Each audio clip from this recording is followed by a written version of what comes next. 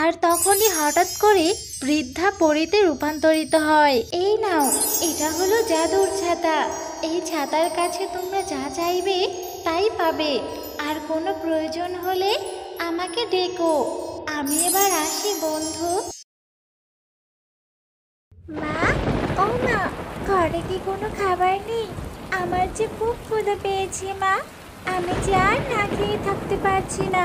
টুম্পা, মা আমার শরীরটা আজ খুব খারাপ। বৃষ্টির মধ্যে যে কাজে যেতে পারছি না। তুই বরং বাঘিনী ভাবির কাছ থেকে কিছু খাবার নিয়ে আয়, আর বলবি মা কাজ করে দিয়ে দিবে। আচ্ছা ঠিক আছে মা, আমি তাহলে বাঘিনী কাকিমার কাছে যাই।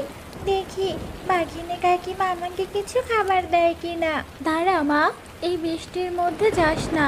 বাঘিনী ভাবির বাড়িতে যেতে আসতে যে ভিজে যাবি, আর বৃষ্টিতে ভিজলে যে আমার মতো অসুস্থ হয়ে পড়বি রে মা। কিন্তু মা, আমি যে ক্ষুধার জ্বালা আর সহ্য করতে পারছি না।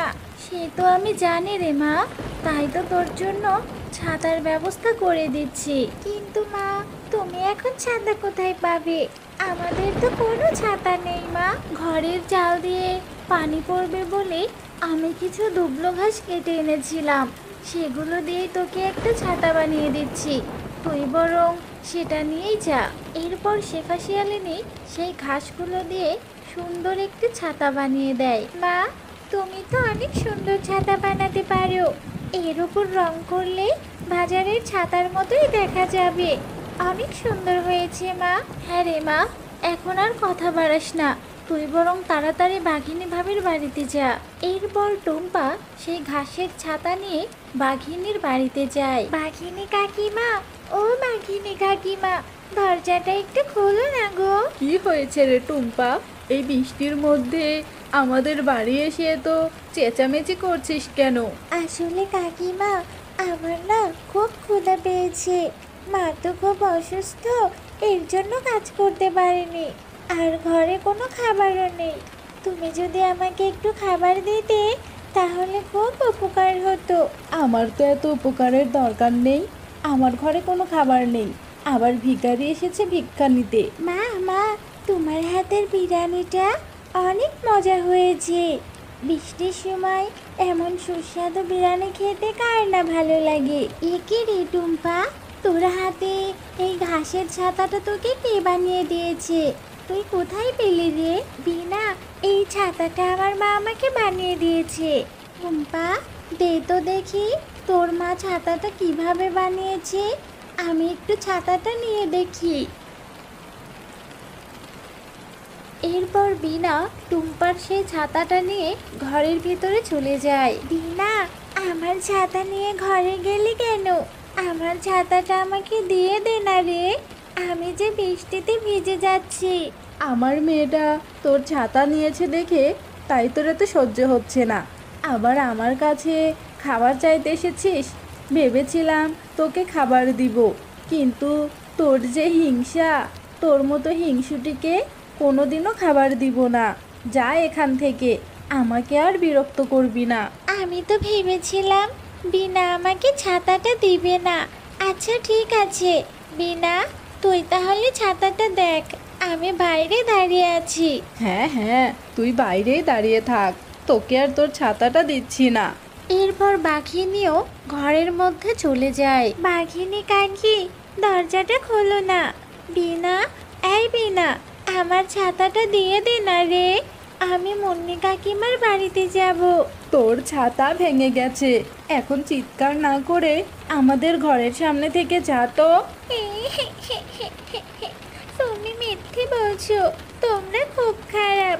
আমাকে খাবার দিলে না, আবার আমার মা কষ্ট করে ছাতাটা বানিয়ে দিয়েছে সেটাও দিচ্ছ না।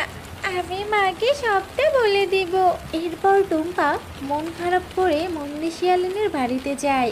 মুন্নি কাকিমা, ও মুন্নি কাকিমা, দরজাটা একটু খোলো না। আরে মা টুম্পা, তুই এই বৃষ্টিতে ভিজে আমার বাড়িতে এসেছিস কেন? এরপর টুম্পা মুন্নি শিয়ালিনীকে সমস্ত ঘটনা খুলে বলে। আহারে, তোর কথা শুনে খুব খারাপ লাগছে, কিন্তু কি করব বল, আমার ঘরে যা খাবার ছিল আমরা সবাই সেটা খেয়ে ফেলেছি। এখন আর কোনো খাবার নেই তোকে দেওয়ার মতো। আচ্ছা ঠিক আছে মুন্নি কাকি, আমি তাহলে এবার আসি। এরপর টুম্পা বাড়ি ফিরে এসে তার মাকে সমস্ত কথা খুলে বলে। শয়তান বাঘিনী তো খুব খারাপ, খাবার তো দেয়নি, আবার ছাতাটাও কেড়ে নিয়েছে। মারে, বৃষ্টি তো থেমে গেছে, তুই বরং অন্য বনে গিয়ে দেখ তো খাবার নিয়ে আসতে পারিস কিনা। আচ্ছা ঠিক আছে মা, আমি তাহলে যাচ্ছি। ওই তো সামনে একটা বাড়ি দেখা যাচ্ছে, আমি বরং ওই বাড়িটাতে গিয়ে দেখি কোনো খাবার পাই কিনা। এ কি মা, কে তুমি? তোমাকে তো চিনতে পারলাম না। আর আমাদের এ বনেও তো তোমাকে এর আগে কখনো দেখিনি। কাকিমা, আমার খুব ক্ষুধা পেয়েছে, আমি পাশের বনেই থাকি, আমাকে একটু খাবার দাও না গো কাকিমা। আচ্ছা ঠিক আছে মা, তুমি এখানে বসো, আমি তোমার জন্য এখনই খাবার নিয়ে আসছি। তুমি বরং এখানে বসে খাবারটা খেয়ে নাও মা। কাকিমা, আমি এখানে খাবো না, বাড়ি গিয়ে আমার মায়ের সাথে খাবার খাবো, আমার মাও যে খাবার না খেয়ে আছে। এরপর টুম্পা সেই খাবার নিয়ে তার বাড়ির দিকে যেতে থাকে। এ কি বুড়িমা, তুমি এভাবে এই গাছের নিচে বসে বসে কান্না করছো কেন? মারে, সেই কাল থেকে পেটে একটু দানা পানি পড়েনি, ক্ষুধার জ্বালায় এখানে বসে কাঁদছি। আমার যে তিন কোলে আর কেউ নেই। বুড়িমা, তুমি আর কেঁদো না, এই নাও এই খাবারগুলো খেয়ে তুমি আমার সাথে আমাদের বাড়িতে চলো, তোমাকে আর এখানে বসে কাঁদতে হবে না। এরপর বৃদ্ধা শিয়ালিনী খাবারটা খেয়ে টুম্পার সাথে টুম্পাদের বাড়িতে যায়। টুম্পা মা, অন্য বনে গিয়ে কারো থেকে কি কোনো খাবার পেয়েছিলি? আর এই বুড়িমাটাই কে? ঠিক চিনলাম না তো। এরপর টুম্পা টুম্পার মাকে সমস্ত ঘটনা খুলে বলে। তুই একদম ঠিক কাজ করেছিস রে মা, অন্যের বিপদে সাহায্য করে। দিদি ভাই, তুমি একদম ঠিক করনি, নিজে এত ক্ষুধার্ত থেকে খাবারগুলো কেন দিয়েছো? আমি তো ক্ষুধার্ত থাকায় সবগুলো খাবার খেয়ে ফেলেছি। চিন্তা করো না বুড়িমা, আমার আর ক্ষুধা নেই, আমার ক্ষুধা চলে গেছে। আর মায়ের জন্য আমি আবার অন্য বনে গিয়ে খাবার নিয়ে আসছি। আর তখনই হঠাৎ করে বৃদ্ধা পরীতে রূপান্তরিত হয়। আমি হলাম পরী, এক তান্ত্রিকের অভিশাপে বৃদ্ধাতে রূপান্তরিত হয়েছিলাম। আর তান্ত্রিক বলেছিল যদি কেউ আমাকে সাহায্য করে তবেই আমি আমার আসল রূপ ফিরে পাবো। তোমাকে অনেক ধন্যবাদ ছোট্ট মেয়ে। এরপর পরী জাদু করে টুম্পার মাকে সুস্থ করে দেয় আর সেখানে অনেক খাবার এনে দেয়। এই নাও, এটা হলো জাদুর ছাতা, এই ছাতার কাছে তোমরা যা চাইবে তাই পাবে। আর কোনো প্রয়োজন হলে আমাকে ডেকো। আমি এবার আসি বন্ধু।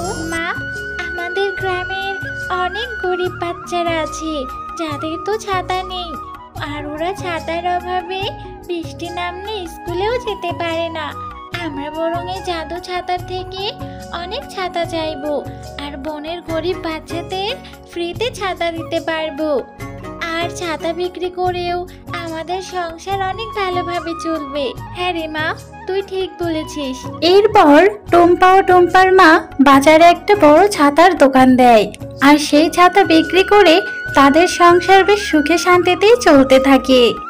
হ্যালো বন্ধুরা, গল্পটি ভালো লেগে থাকলে চ্যানেলটি সাবস্ক্রাইব করে দিবেন এবং পাশে থাকা বেল আইকনে প্রেস করে আমার পাশেই থাকবেন। ধন্যবাদ।